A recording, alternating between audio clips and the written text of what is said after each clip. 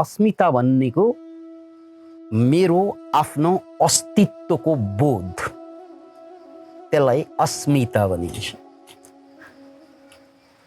यो अस्मिताको अर्को स्वरूप हो अहंकार, जो हामीले बढी नै युज गर्ने शब्द अहंकार छ।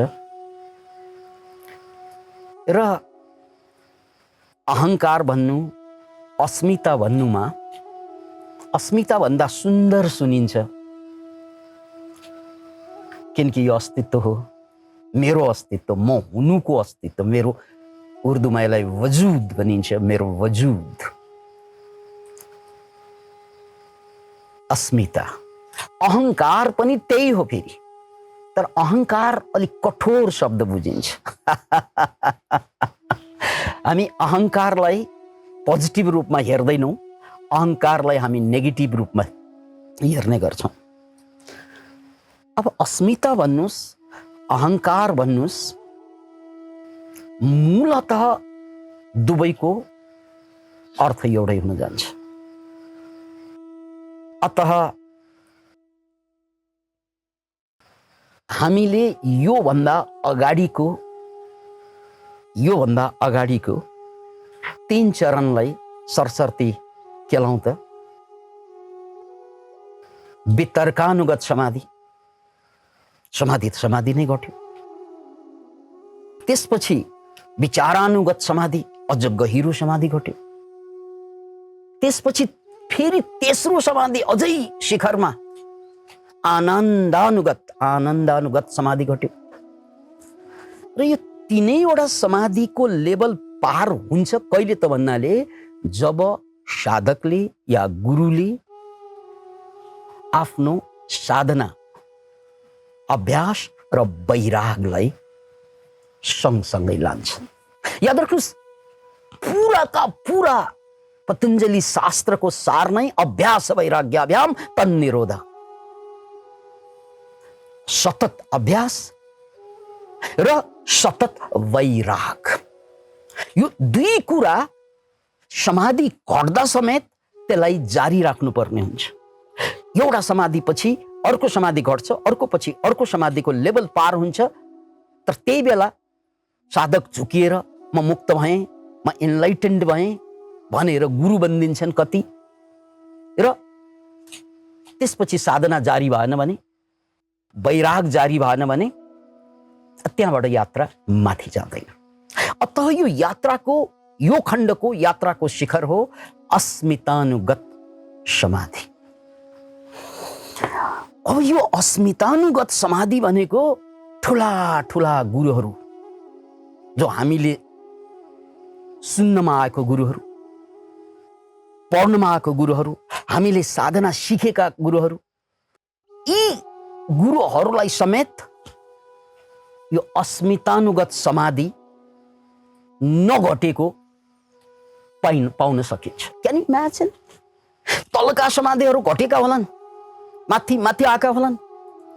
अस्मितानुगत समाधिमा महान भन्दा महान देखिने गुरुहरू, वर्ल्ड क्लास गुरुहरू त्यहाँ गएर फँसेको देखिन्छ। Can you imagine it? Sir, ma'am, बन्धु, यति कुरा भनिरहँदा यहाँहरूको खुल्दुली के होला भने यसको प्रमाण के होला? ठ्याक्कै छर्लङ्ग बुझ्नु पाए हुन्थ्यो।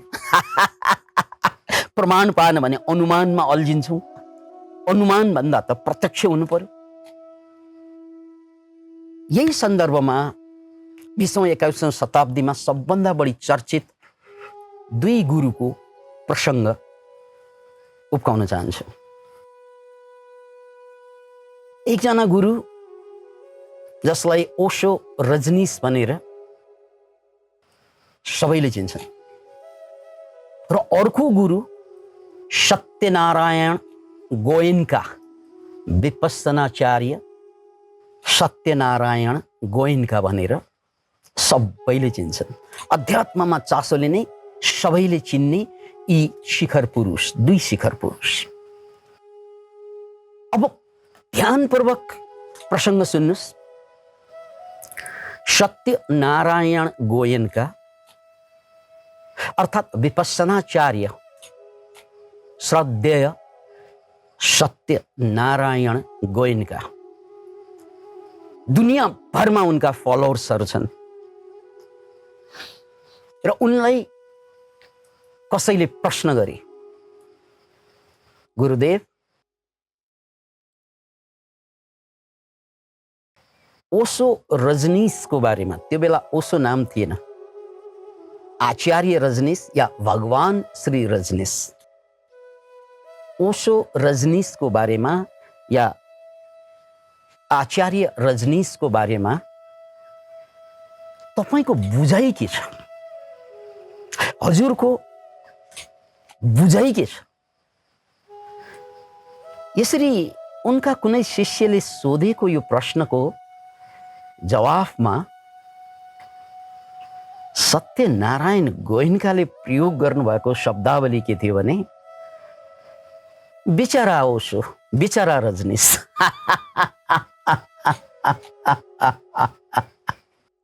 बेचारा, वो तो बेचारा है, क्या कहूं मैं उसके बारे में, म उनको बारेमा के चर्चा गरौं, वो तो बेचारा हो। सुन्ने मान्छेहरू झस्के होलान्, किनकि त्यतिन्जेल ओशो विश्वविख्यात भइसकेका थिए, 800 वटा किताब लेखिसकेका थिए। Can you imagine it?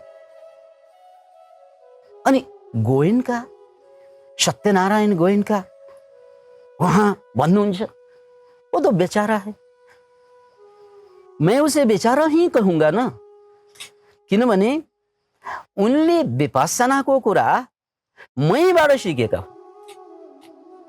उनले यो विपश्यना भन्ने कुरा मैसँग भेटेर सिकेका हुन् र उनले विपश्यनाको बारेमा थरी थरीका कुरा सोधे र उनलाई मैले भनिदिएँ, बर्मामा 4 किसिमका विपश्यना चल्छन्, 4 प्रकारका विपश्यनाको 4 वटा भर्सन चलिरहेका हुन्छन् या चलिरहेको छ।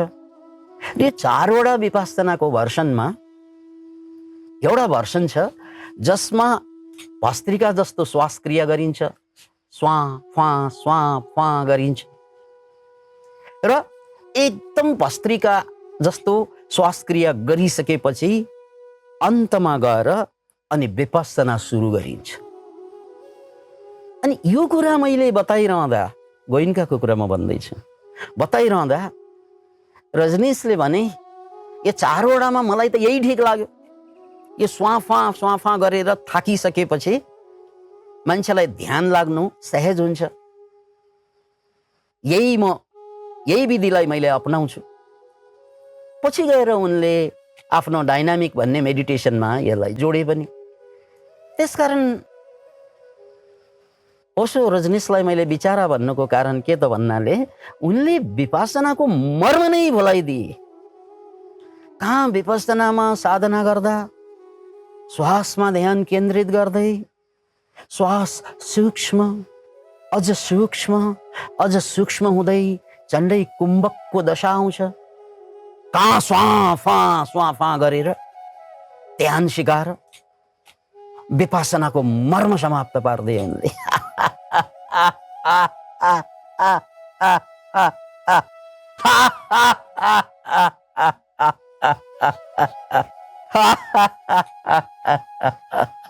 यो विश्वविख्यात श्रद्धेय विपश्यनाचार्य गोयनकाको वर्षन हो, गोयनकाको कुरा हो।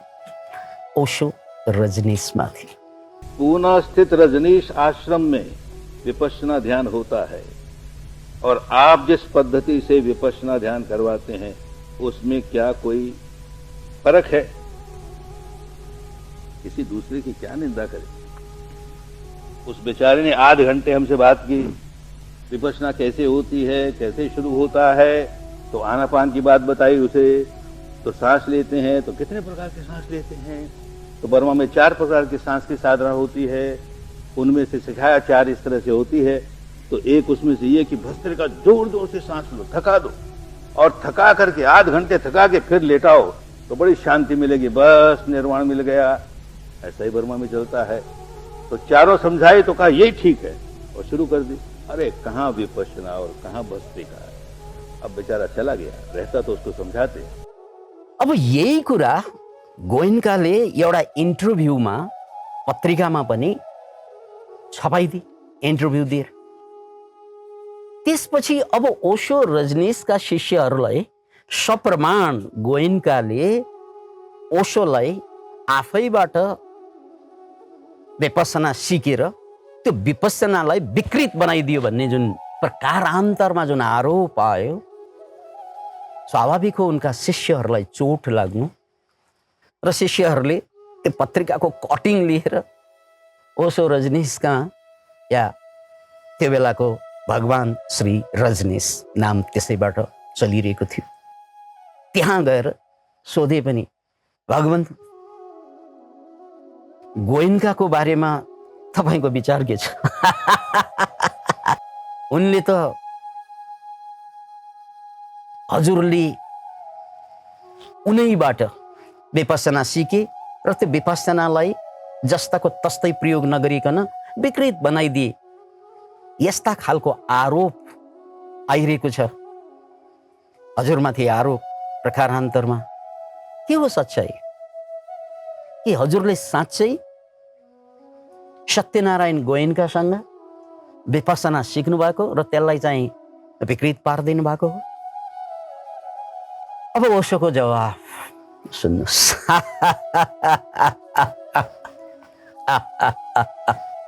ओशोको यो भर्सन फ्रम डेथ टु डेथलेसनेस भन्ने उनको प्रवचनको श्रृङ्खलामा आएको छ, जुन युट्युबमा जस्ताको तस्तै भेट्न पाइन्छ। त्यसमा उनले पनि त्यही शब्द प्रयोग गरे, पोर गोयन्का, यानी बेचारा गोयन्का। गोयन्काले ममाथि जुन आरोप लगाए कि मैले उनबाट विपස්සना सिकेँ भनेर, मलाई उनबाट विपස්සना सिक्नुको खाँचो के छ? र जहाँसम्म मैले उनीसँग भेटेर विपස්සना सिक्नु र सिकेको विपස්සनालाई विकृत गर्नु भन्ने कुरा छ, आरोप छ, उनलाई भेट्नु त परै जाओस्, मैले उनको तस्बिर सुद्धा आजसम्म देखेको छैन। Can you imagine it?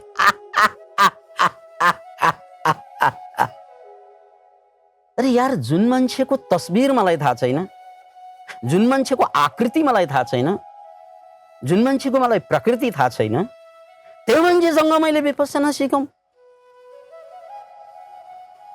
त्यसकारण उनी बेचारा हुन्। उनले भए नभएको कथा बनाउँदैछ ममाथि। Can you imagine it?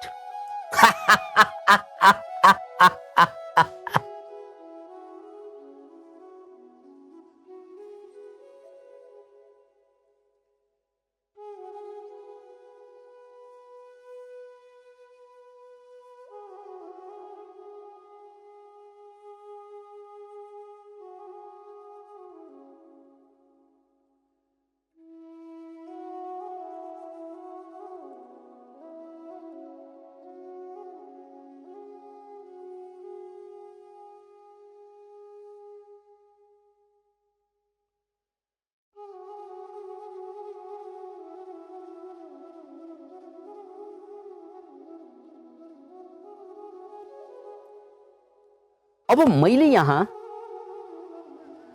Vipassana आचार्य सत्यनारायण गोयन्काले सत्य बोल्नुभयो वा ओशो रजनीशले सत्य बोल्नुभयो, यो छुट्याउने काम गर्नु खोजे होइन, यो तपाईहरुकै जिम्मामा। तर मैले यहाँ पोइन्ट आउट गर्न खोजेको कुरा के त भने,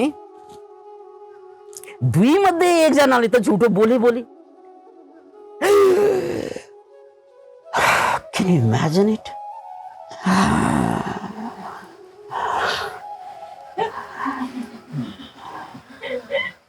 यी विश्वविख्यात गुरु दुई मध्ये एकजनाले त 100% झुटो बोले। Can you imagine it? किनकि दुवै त ठीक हुन सक्दैन। ओशोको कुरा पनि सत्य, गोइन्काको कुरा पनि सत्य, यो मामलामा त हुनै सक्दैन। राइट? एकले त दुनियाँलाई झुटो बोलेको छ, आफ्ना शिष्यहरूलाई धोका दिएकै छ। Can you imagine it? र यो सबै कुरा युट्युबमा जस्ताको तस्तै सुरक्षित छ।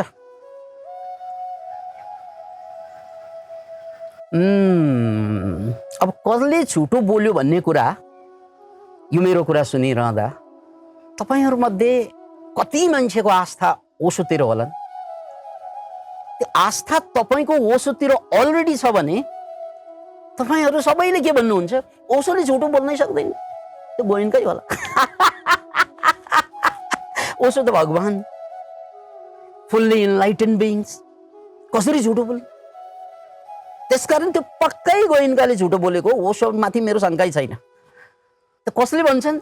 जसको ओशोमाथि अलिकति पनि श्रद्धा छ, आस्था छ, उनीहरूले ओशोको दोष त मर्रे नै देख्ने कुरा भएन।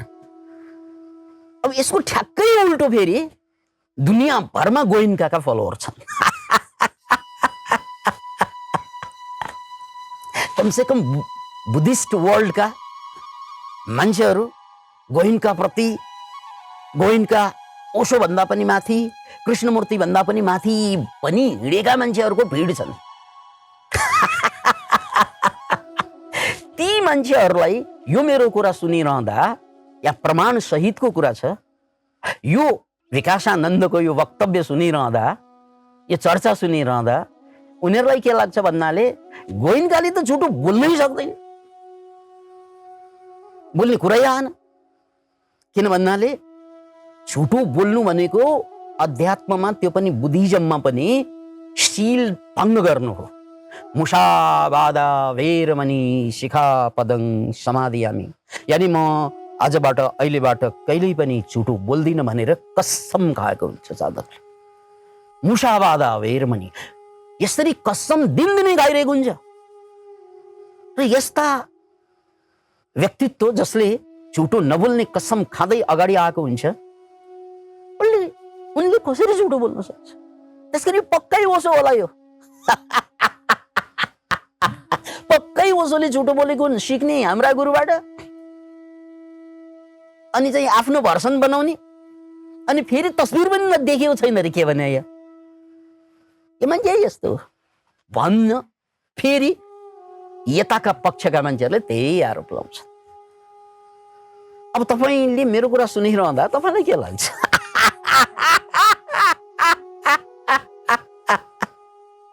दुई मध्ये एउटाले झुटो बोलेको छ, त्यसमा शंकै भएन। राइट? दुई मध्ये एउटाले बेइमानी गरेको छ, आध्यात्मिक बेइमानी। तर त्यो कसले गरेको छ भन्ने कुरा यो निष्पक्ष मान्छेको लागि बडो गाह्रो हुन्छ। Can you imagine it? अब गोइन्काका फलोअरहरूले नमरेसम्म ओशोको गल्ती देख्छन्, देख्ने नै भए, र ओशोका फलोअर्सहरूले नमरेसम्म गोइन्काको गल्ती देख्ने भए। यसलाई साइकोलोजीमा कग्निटिभ बायस भनिन्छ। याद राख्नुहोस् यो शब्द, कग्निटिभ बायस। कुनै चीजमाथि मेरो श्रद्धा र आस्था अलिकति जन्मियो भने त्यसको बारेमा सत्य के हो पत्तै लाग्दैन। किन इमेजिन? सत्य असत्य मैले छुट्याउने ताकत हराइदिन्छु। त्यसकारण यो आध्यात्मिक यात्रा भनेको कसैको पक्ष र निष्पक्षको यात्रै होइन, एकदम स्वतन्त्र यात्रा। किनकि कतै पनि मैले पक्षपात स्वरूप आस्था मेरो बढी ढल्किदियो भने मैले सत्य त्यहाँबाट देख्नै सक्दैन, म स्वतन्त्रै हुन सक्छु। मेरो अन्तिम कुरा यसमा यसरी बुझौँ मित्र, मैले यहाँ ओशो र गोइन्काजी को ठिक को गलतको चर्चा ल्याएको होइन। मलाई त्यो आवश्यकता पनि छैन, त्यो चासोको विषय पनि होइन। यहाँ हामी पातञ्जल योग दर्शनको सूत्रमा समाधिपादमा छौँ, र यो समाधिको अन्तिम चरण संप्रज्ञात समाधिको अन्तिम चरण अस्मितानुगत समाधिको चर्चामा उदाहरण साक्षी प्रस्तुत गरेको कि अस्मिता भनेको म हुँ, म छु, आई एम भन्ने जुन फिलिङ्स छ, तेस्रो समाधिको लेभल घट्दा पनि त्यो फिलिङ्स बाँकी रहन्छ। अस्तित्वको बोध जुन छ नि, मेरो अस्तित्वको बोध, सम्पूर्ण सृष्टिको अस्तित्वको बोध होइन, मेरो पर्सनल अस्तित्वको बोध जसलाई अस्मिता भनिन्छ, त्यो पहिलो समाधि, दोस्रो समाधि, तेस्रो समाधिको लेभल पार हुँदा चौथोमा पुग्दा पनि बाँकी रहन्छ। Can you imagine it? अब त्यो बाँकी रहँदा रहँदै शिष्य गुरु बनिदिएको हुन्छ क्या।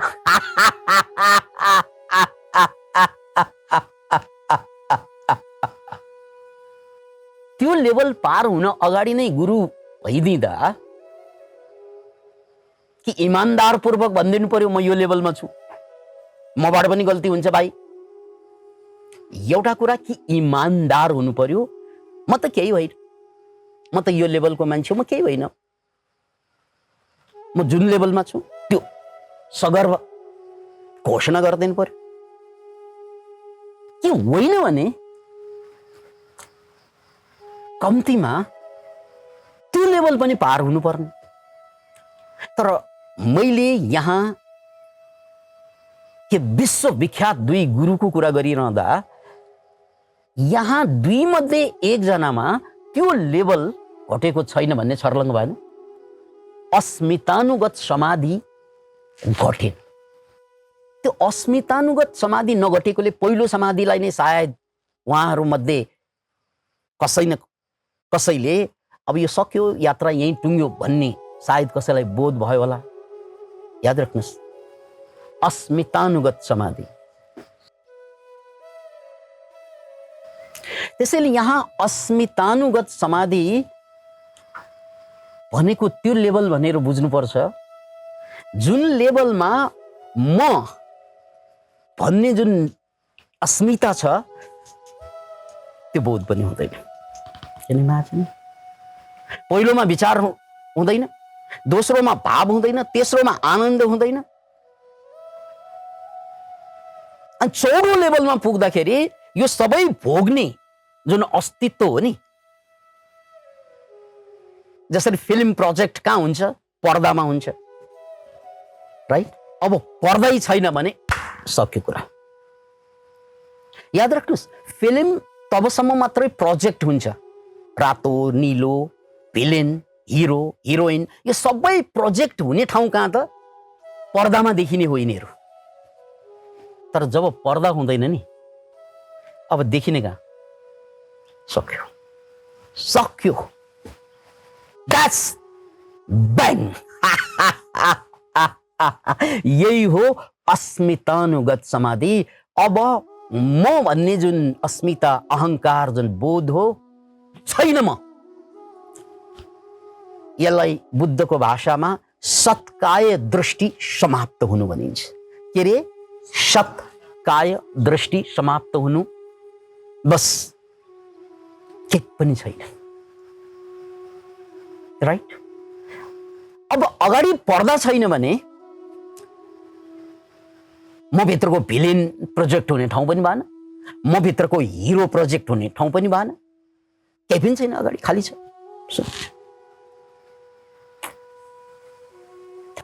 यो बिन्दुबाट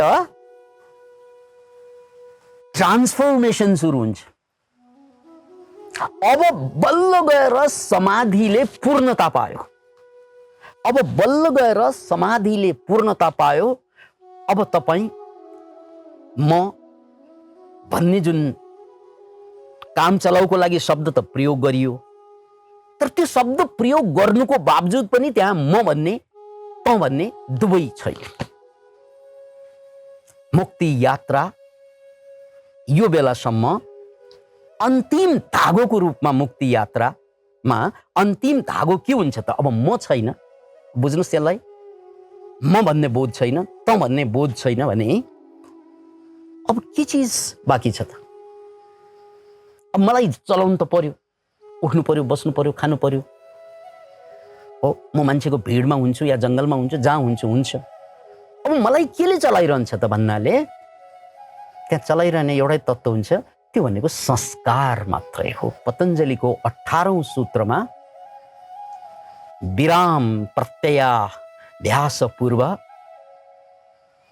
संस्कार, विराम प्रत्ययाभ्यास पूर्व संस्कार अन्यो, यो संस्कार जो जन्म जन्मको संस्कार हुन्छ त ब्याकमा त्यो संस्कार मात्रै हुन्छ, त्यो संस्कारको कारणले मात्रै जीवन अगाडि चलिरहेको हुन्छ।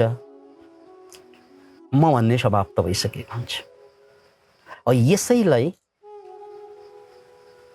यसैलाई अब यहाँबाट सम्प्रज्ञात समाधि अब असम्प्रज्ञात समाधिमा जान्छ। किनकि सम्प्रज्ञात समाधिमा तपाईँले बार बार जन्म लिनुपर्छ, असम्प्रज्ञात समाधिमा पुगेपछि अब जन्म लिनु पर्दैन। अब एउटा सुन्दर कुरा पनि बुझ्नुहोस्, म पहिलो समाधिमा मरेँ या दोस्रो लेभलमा मरेँ, तेस्रो लेभलमा मरेँ भने मेरो यो जिन्दगी भरको साधना खेर जाँदैन। फेरि म अर्को जन्म लिँदा त्यहीबाट सुरु गर्छु जहाँ म यो जन्ममा मेरो साधना अन्त्य भएको छ, फेरि म त्यहीबाट सुरु गर्छु। That is the beauty of life, beauty of साधना। तपाईँले कमाएको पैसा त यही छुट्ने हो, बनाएका छोराछोरी सन्तान समाज संसार यो सबै त यही छुट्छ। तर एउटा चिज तपाईँसँग जन्म जन्म साथ चल्छ, त्यो के हो त? पुण्य कर्म र साधना कर्म। यो दुई कर्म भने त्यो साथै चल्छ। इभन पाप कर्म, पाप गरेर बाँच्यो भने पाप कर्म साथै चल्छ। यो जिन्दगीभर कन्फ्युज भएर बाँच्ने मान्छेहरू मरेपछि सक्यो होइन, अर्को जन्म कन्फ्युज परिवारमा जन्म लिन्छ, फेरि यात्रा सुरु हुन्छ। यो जिन्दगीभर दुखी भएर मर्यो भने यो जन्ममा दुःख समाप्त हुँदैन, मर्दा पनि समाप्त हुँदैन। कथम कदाचित कोरोनाको कारणले धेरै मान्छे बितिरहेका छन्, अब सक्यो कहानी होइन, अब अर्को जन्ममा फेरि त्यो पीडाको, त्यो दर्दको, त्यो कन्फ्युजनको कहानी फेरि सुरु हुन्छ, त्यहीँबाट सुरु हुन्छ। त्यसकारण 18औं सूत्रसम्म पुग्दा असम्प्रज्ञात समाधिको कुरा आयो। त्यसपछि सम्प्रज्ञात समाधिबाट असम्प्रज्ञात समाधि पार हुँदै सम्प्रज्ञात समाधिमा आउँछ। अब यो सम्प्रज्ञात समाधिको जुन अन्तिम बन्धन छ त्यो संस्कार भनियो। अझै यात्रा बाँकी छ, यो पनि समाप्त हुनुपर्छ। Can you imagine it?